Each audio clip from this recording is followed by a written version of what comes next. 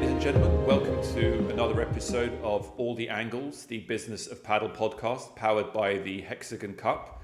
Joining me as the guest anchor is Astrid Thams, who has spent her career working originally with Real Madrid, then through to Adidas, then Fanatics, and she's now in her current role as Managing Director of the Hexagon Cup. And joining us for this topic is Sebastian Gordon, who is the founder of Rocket Padel, which launched in 2018. And before that, he's been a founder in the events and hospitality space for a number of years. And we also have Andreas Karlsson, who is the Chief Commercial Officer at MATCHi, which is one of the leading platforms bringing clubs and players together for racket sports across the world. So the topic of today's episode is Sweden. We need to talk about Sweden. So Sweden over the last few years has become a bit of a poster child in the industry as an indicator of what can go wrong when paddle gets overexcited in a market, goes too fast, and then struggles to maintain the pace that it set for itself.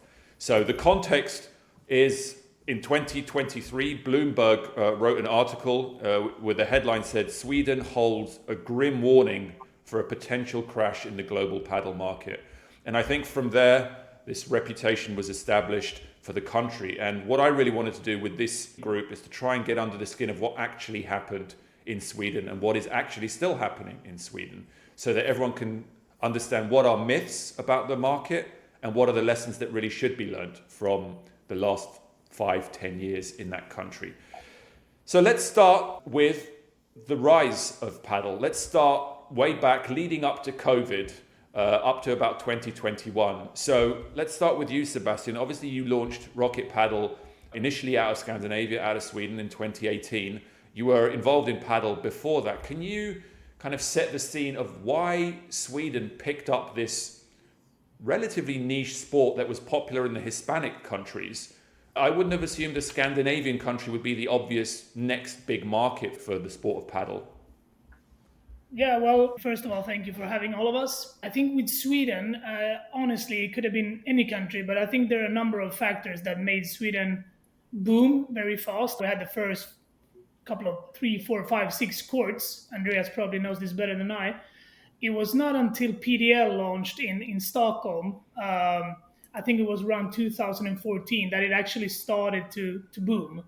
I think it started to gain a lot of attention. And one of the main factors, honestly, I mean, Sweden is a very, not only entrepreneurial country, but Swedes like to pick up trends, let's put it that way. And we sort of like to be trendsetters. So when there's something new, we're very keen on trying it and we're not scared of the barriers around it. And I think around that period where PDL started the first club in a place called Frihamnen in Stockholm, it's very near the Swedish broadcasting channel TV4. And there was a number of people playing there. It was only 5 courts, I remember, because I was actually playing in their league. There was a number of people playing that were TV stars. And also the investors in the first club were also celebrities in Sweden. And I think that sort of was the starting point of the attention. People were getting interested in paddle. So the start went pretty fast. And this club was actually full, more or less all the time after just a couple of months. I remember I was trying to get a court hour there, and you needed to either join the league, and to join the league you needed to have a certain level, or you need to play daytime. So it was a very high occupancy from day one, and I think that was sort of one of the main things that got Swedes interested in the game.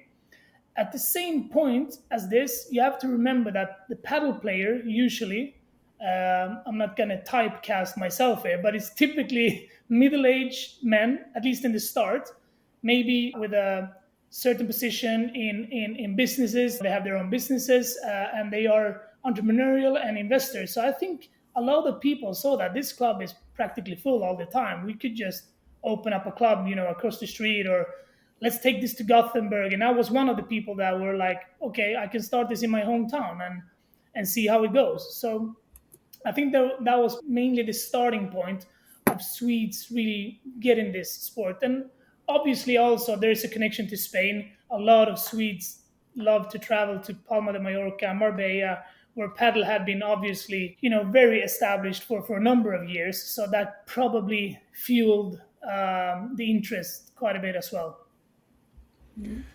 And what about the kind of the building and regulatory setting? Because you can have a club that does well, you can have lots of people interested, but the proliferation of clubs and courts kind of followed pretty quickly after that. And what is it about the Swedish market that really allowed or enabled such a rapid growth of courts and the building of those courts? Because that was obviously another piece of the puzzle. I just wanted to add to that. I mean, so if you fast forward the tape, this PDL club was actually in an old industrial building. And you have to remember that Sweden is an old industrial country. So there are lots of facilities with proper ceiling heights that are, semi-vacant or fully vacant. And I think also that sort of made the opportunity a little bit more available.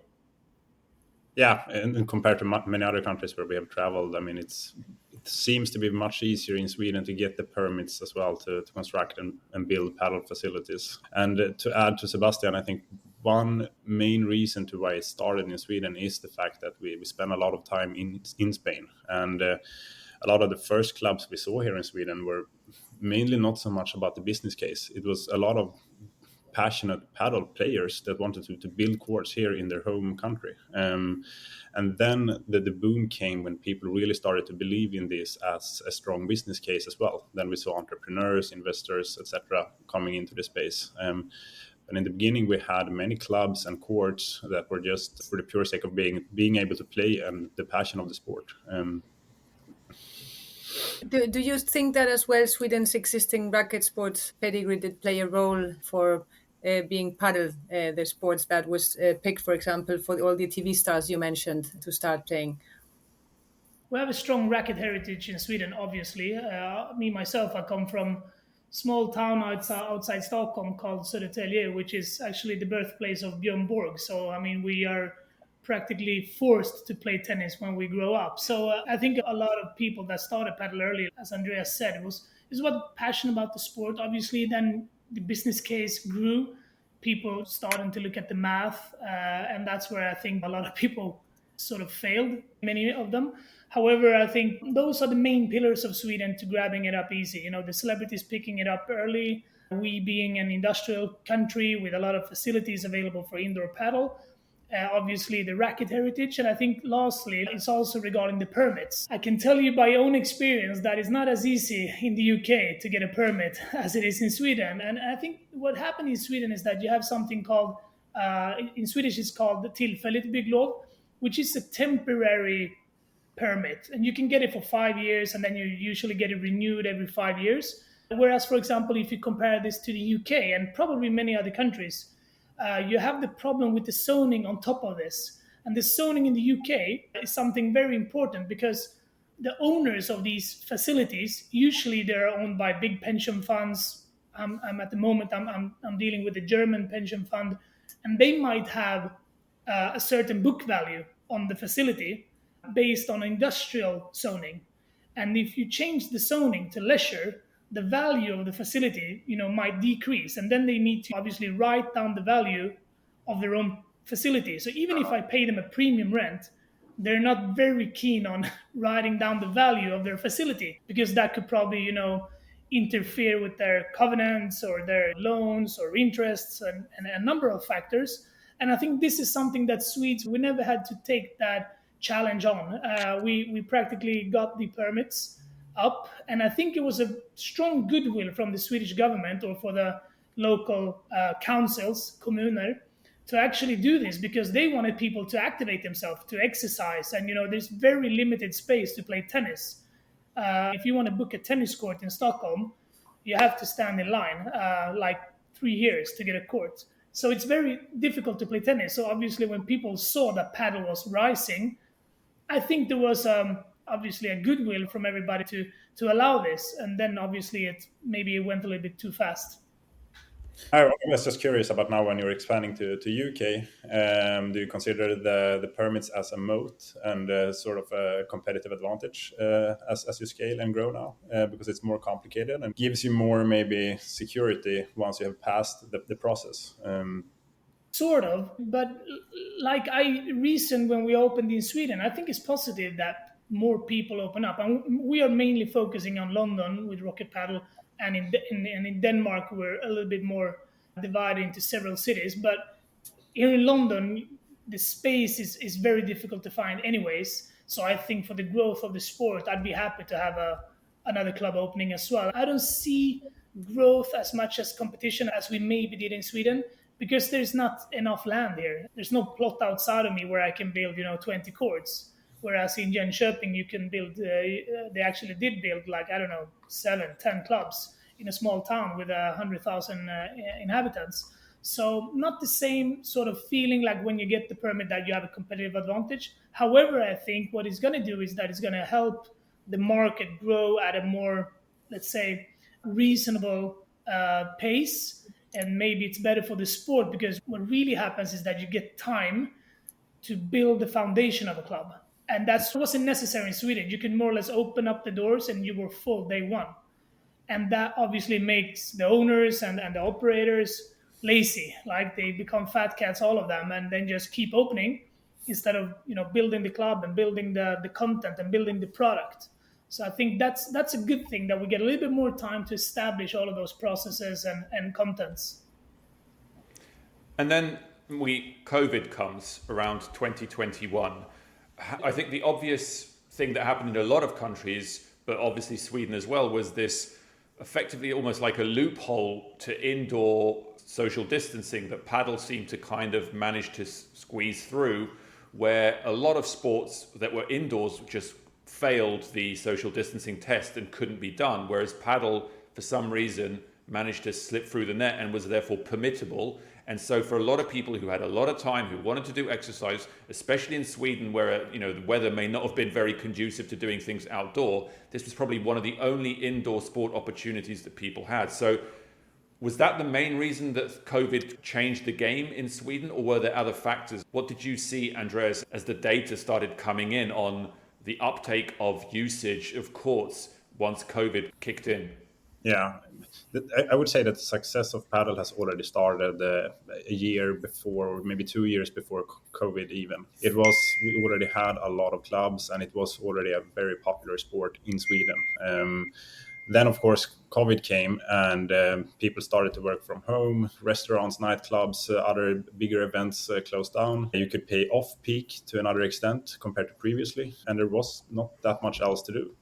I remember one time during COVID, a friend asked me if we should play Padel, and he managed to find a time at 2 a.m. in the morning on a Wednesday. And I was like, that's not a very good time, but let's do it. I'm working from home. I can sleep a little bit longer tomorrow. So I went to the club, and when I walked in the city, I couldn't see a single person in the city. It was completely dead. And then I came into the club, opened the door, and it was packed with people inside the club. And it was people playing on the courts. It was people waiting to jump on the courts.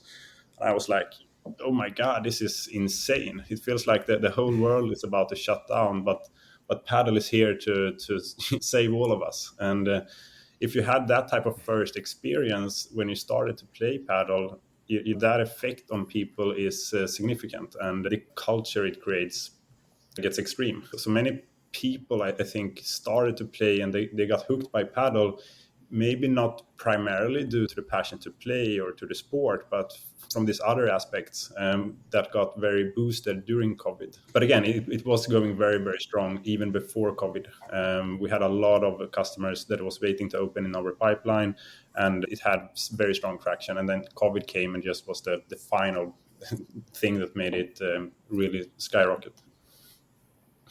I think you could even, Alex, see the effect in Spain, because to what you said, I think it slipped, you said, through being indoor, and as well like that you could socialize, because you could go out running, but Padel allowed you the opportunity to be able to, you couldn't play football because it was a contact sport, but then you could play Padel and you could socialize. So I think that factor that Padel brings as well with it, it's between four and it has the socializing effect. You can even see that as well in Spain, there was a big uplift where the numbers were already for the last 30, 40 years.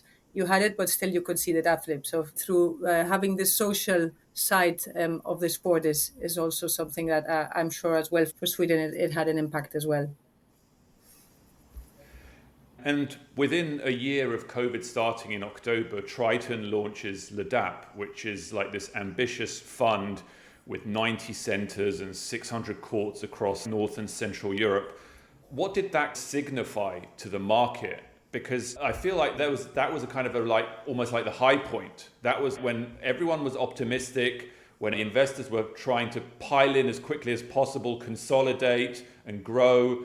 And you had this massive $5 billion fund putting money into the sport across this huge chunk of Europe. Was that a moment where everyone was celebrating, or was this a moment where everyone was like, wait, hold on a second, this is a big statement. Are we ready for this? Is the sport ready for this?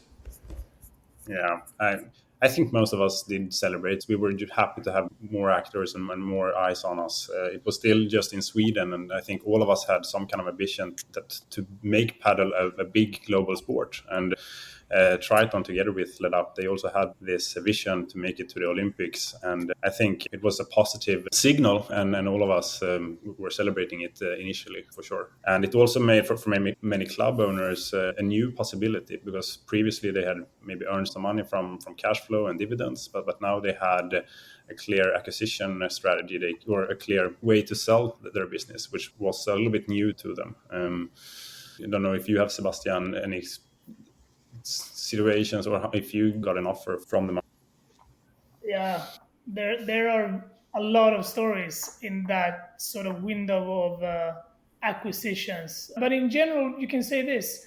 I think that it was not only Triton's LeDap. I think it was also actually a combination of the other one, which was fueled by Fidelio Capital together with PDL and the merger with Padel United. And I think that sort of fueled a couple of situations where club owners got into bidding wars between these two. And I think a couple of them, especially in Stockholm, that they got a lot more money than they would have gotten from just one, because they had a AAA location, and it was very important for both LeDap and Fidelio to grab these clubs. And then obviously people made these business decisions upon the numbers that they heard that you can get for a club.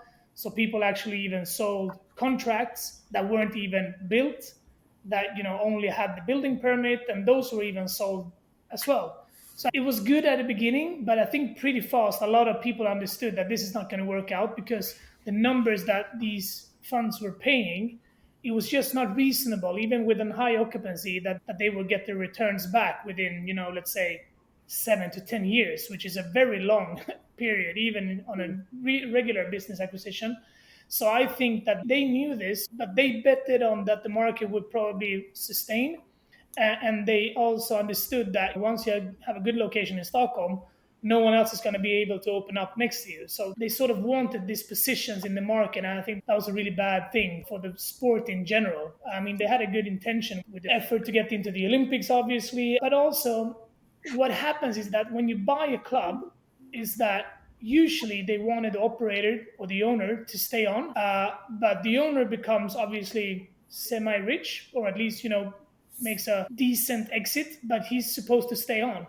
The problem is that he's maybe more keen on, buying a boat and travel the world or whatever. No, I mean, honestly, I've seen it happen several times. And I think also that made, operations sloppier. So it was a very difficult task. I think Triton did their best and Fidelio, but it just wasn't possible. Even if they wouldn't have been struck by COVID, it would have been a very difficult task to perform in such a short period of time. So very interesting to be part of this. I was part of several negotiations. We were co-founders of a club in Norway that was sold to PDL. So there were a number of deals happening, but I think many people deep in the industry really knew that this was not healthy at all. I think people knew it, but they sort of enjoyed the ride. So what was the tipping point? When did things go wrong? And why did they go wrong? You mentioned that there was this feeling that there was a bubble growing in this sector, but when did it all start going wrong? But my feeling is that it was practically like 6 to 12 months after the restrictions were released. That was my feeling, because during the period under COVID, a lot of people took decisions on those numbers, like high occupancy. Obviously, you have to remember that we were also in a very low interest situation in Sweden. So you could borrow money like for free, which meant that real estate investors were very aggressive as well. So they were handing out contracts with low down payments, etc.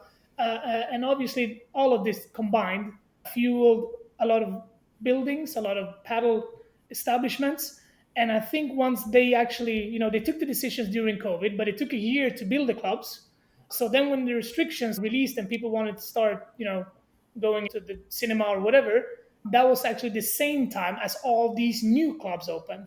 And they opened up more or less empty. People have told me that the bookings were quite steady, but there was so many other courts opening up. So in general, you can come to a club and it was like maybe 15% occupancy. But Sweden was playing almost as much paddle. But the problem was that you came to a club and it wasn't full because there were so many clubs. So maybe, I don't know, Andreas, if you can shine some light on that. But but you're totally right. The bookings stayed on a very stable level for like 2 years. But the number of courts, they quadrupled. And that, of course, has a huge effect on the occupancy. And that is also something that increases the effect I just described, walking into a place that is crowded, music, a lot of people, you see celebrities. And then 1 year later, you walk into a place and it feels half death. And you have read articles about the paddle death. And now you walk into a place and you can almost feel it. Like no one is playing this anymore. It's not as trendy as it was. So I think that also had a big impact on the decrease in bookings that then started. That people's impression of it was that it was actually quite empty in the facilities. This was not cool anymore. How big was it in the media? It was definitely a lot of media coverage around paddle, both during the success and also during the decline. We had a few podcasts and newspapers here in Sweden, but also the big newspapers were covering paddle quite frequently, especially since Triton and Coeli started to invest in it. It became like a big industry and it was covered by many business podcasts. So once you had this situation developing where the number of courts and clubs was, as you said, quadrupling, the number of players was either stable or later actually decreasing as people were starting to feel like they were hanging on to a dying trend. Mm-hmm. I guess there was a contraction, right? So what did that contraction look like? Did people stop building courts? Did those who were going to build courts stop building courts? Did people start merging clubs? What did the contraction and the consolidation look like? The ultimate question is, has that contraction now stopped?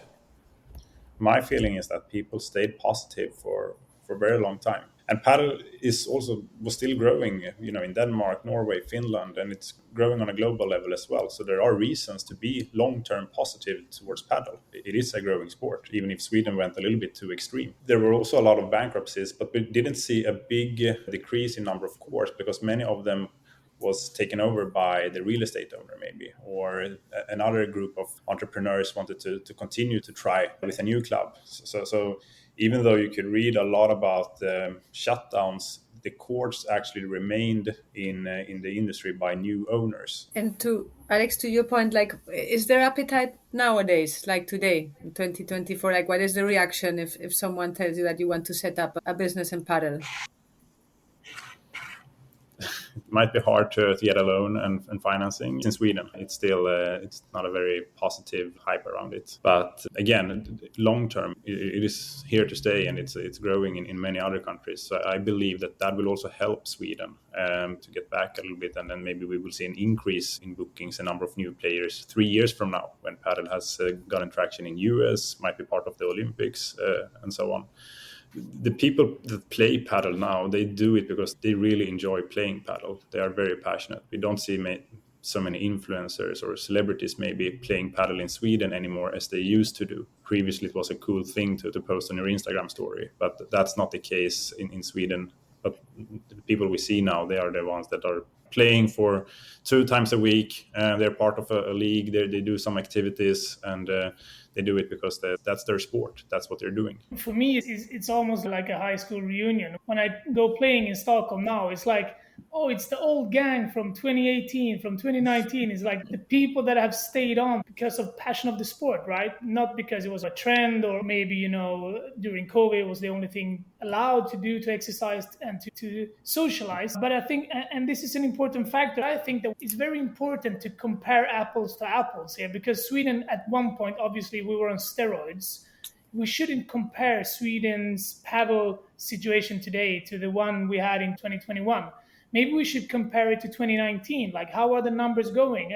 When I go to clubs, because I still live in Stockholm, I see the clubs are pretty well booked. There are leagues. I know that the tour has never been stronger. I know that the academies and the youth coming up, they've never been better.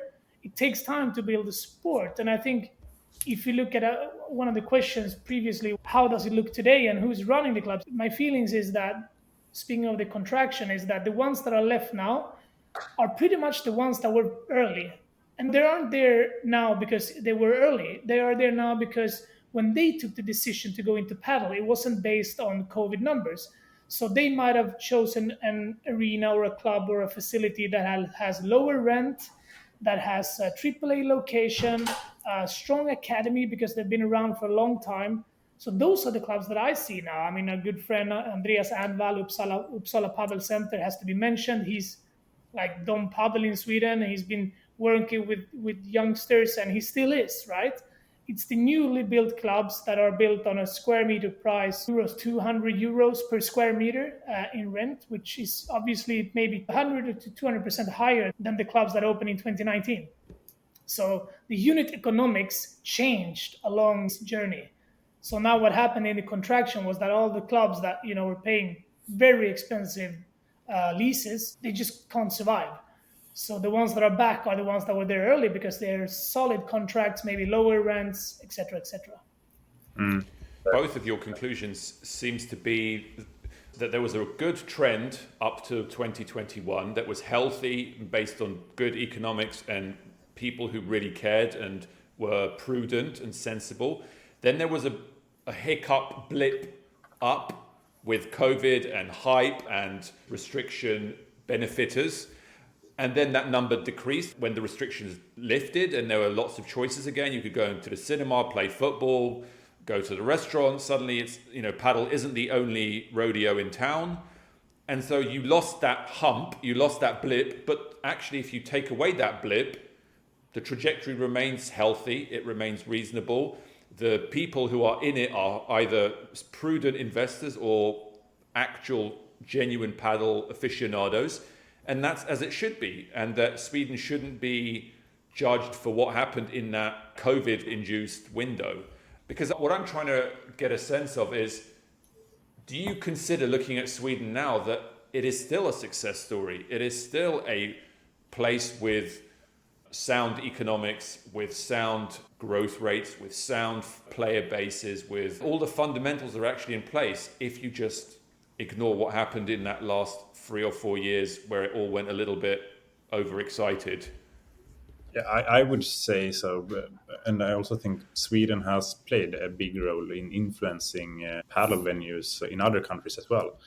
How to operate, what types of leagues should you use, what types of activities, how should you be thinking around the acoustics, the lighting. There were many companies started around paddle, tech companies, entrepreneurs that tried a lot of good ideas that are now being used in other countries as US, UK, Denmark. So in that sense, I think a lot of the things I see on a global level now actually started in Sweden.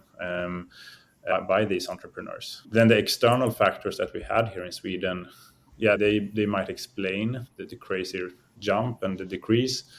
But I'm also wondering if there are some internal attributes to paddle that is making it a little bit, because it's the first times you play, it's very addictive. You improve your skill level very fast, which makes a lot of players sort of fall in love with it. But then after you have played maybe 100 times, then it is a sport as any other sport where you really need to practice. I have a case on a small island where I can see they have been sort of isolated from all the external factors. I can see a little bit of the same trend in that club where paddle came to the island. It was, started a bit slow. You needed to educate the rules and so on, as always. Then it became very popular, and it became also this social thing where you challenged your friends. You wanted to figure out within your friend group who is the best within my friend group. So you reached out on Facebook and on WhatsApp to schedule games. And that took place for around 2 years. People were crazy about it. But now, when I came back this summer, I can feel that the interest now is not as big as it was last summer when I visited. I don't know how you resonate about that, Sebastian. If you have thought you start a club, you get a lot of hype, and then after some time, that fades away a little bit, even without the external factors such as COVID and so on.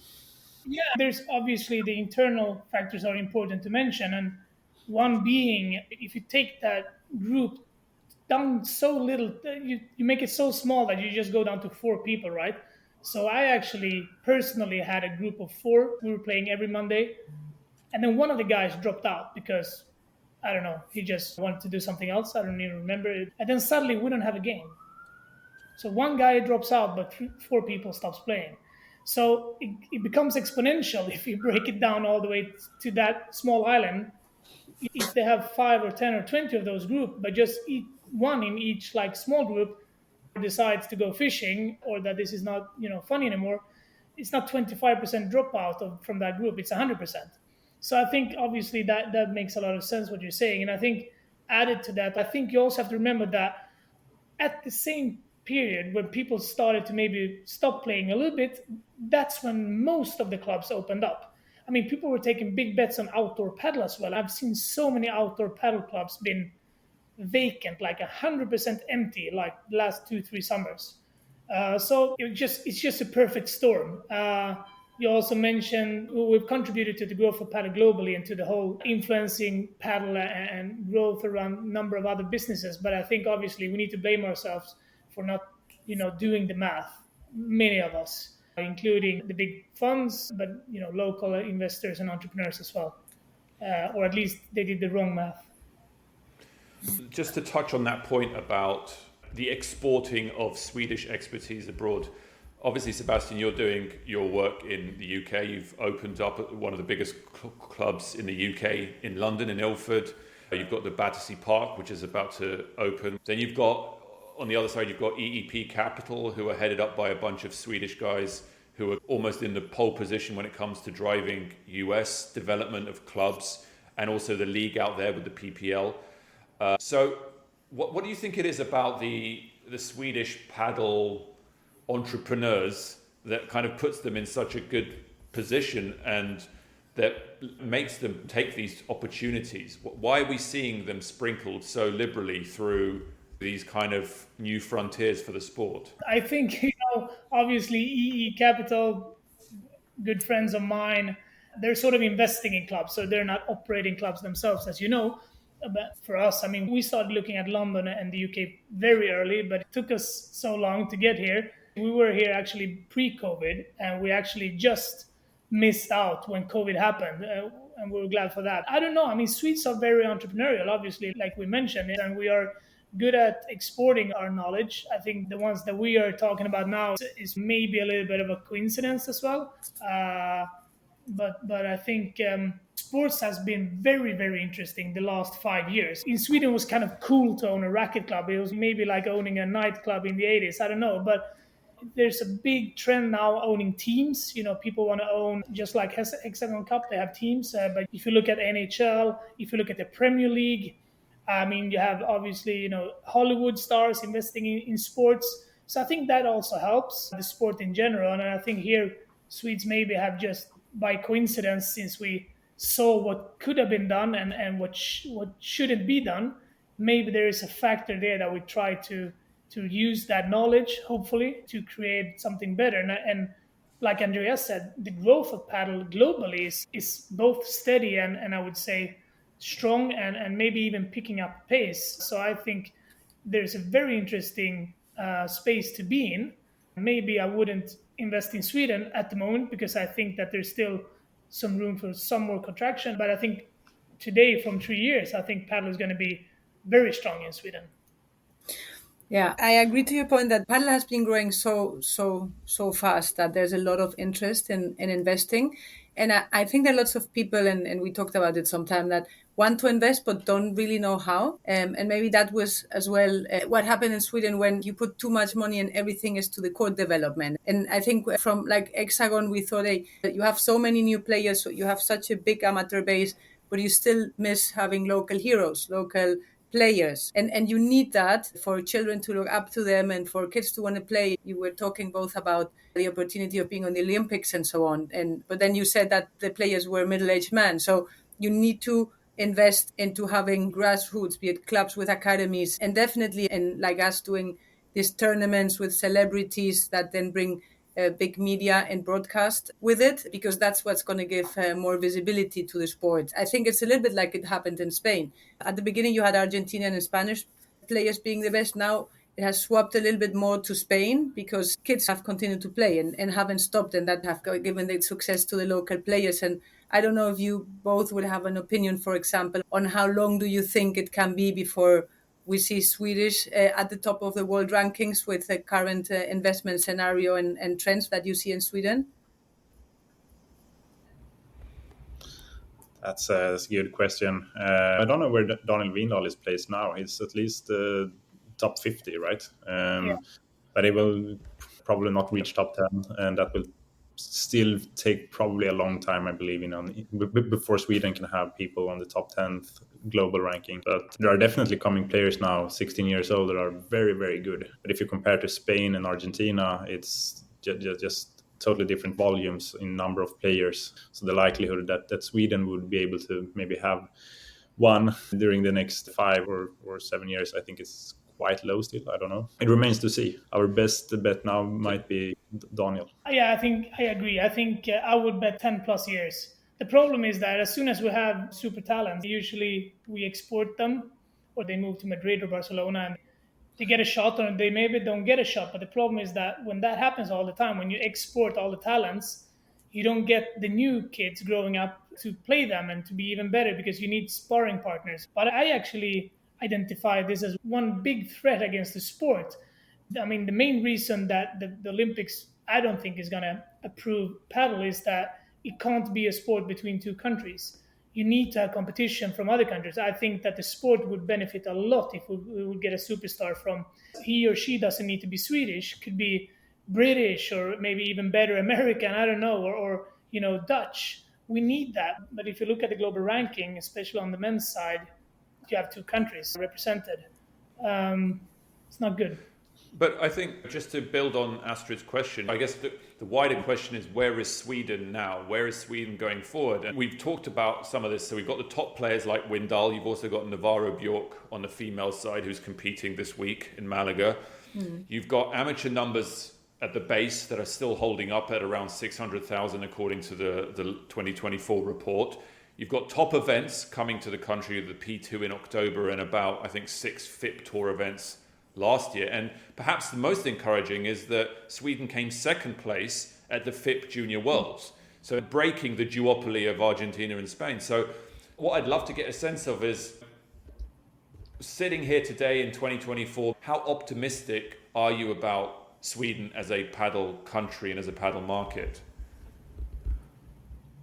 I'm still very optimistic long term. Paddle, again, is here to stay. And when it grows in other countries, that will benefit Sweden as well. It will maybe bring some players back to the sport. We still have a lot of passionate people around paddle that is doing a lot of good, setting up academies, building out the infrastructure to give the opportunity to kids and the players. So I believe it will continue to grow in Sweden for sure. It will take time. You need to be patient about it. It will not happen tomorrow or the next year, but 7 or 5 years from now, I still believe paddle will be a very big sport in Sweden.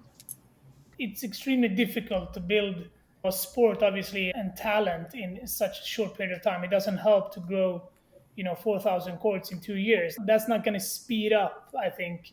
But if you look at Sweden compared to the other Scandinavian countries, we're a couple of steps ahead of them, and we probably will be a couple of steps ahead of them, and mainly on the youth side, because we have had time to build these academies, to build these relationships across borders down to Spain, bringing coaches. I mean, coach levels, we haven't spoken about that, but that's obviously a very important thing to to get the development going. And the problem here has also been that those talents are mainly based in Spain. And now with the global expansion, obviously they're also attracted by money from other areas such as GCC, the UK. I see a lot of Spanish coaches and Argentinian coaches traveling here all the time. They used to go to Sweden. Now there might be a little bit more reluctance towards investing into coaches. So that maybe slows it down. But I guess we'll get there. We will probably be one of the top 5 countries, I believe. But it's going to take some time, but we'll get there because we have tremendously nice facilities now and we have a racket heritage. So I think it's going to be good, but it's going to take time. And we've got the last few minutes just to wrap up. So what really should countries, markets, regions be learning from Sweden? Was Sweden just absolutely unique in its time and place and context and almost unrepeatable? You hear sometimes people say, oh, London in the UK needs to be careful not to do as Sweden, or Miami in the US needs to be careful not to do as Sweden, or the Middle East is going to be the next Sweden. What are the key lessons that should be learned from Sweden and what aren't? What are the lessons that really are not applicable to anywhere else? Depends on from which perspective you look as well. From a club owner perspective, I really believe in the community around the club, to have a strong club manager that can create a nice atmosphere inside the facility. And I think that's what we see, and I think Sebastian touched a little bit on it as well, that those are the type of clubs we see still go strong. And it's not so much maybe about the locker rooms or if you have a swimming pool in the facility. I think you can manage to create a good community with quite low investments on the interior. So I think that should be the primary focus. And then speaking about operating a chain, owning several locations, and this is something maybe Sebastian have some good insights and have done some thinking around. But I think you still need to keep the local touch for each club. So when you scale your club business, there is not one model that will fit into all the clubs in different locations. I really believe that you need to stay close to the local community and build strategies around them.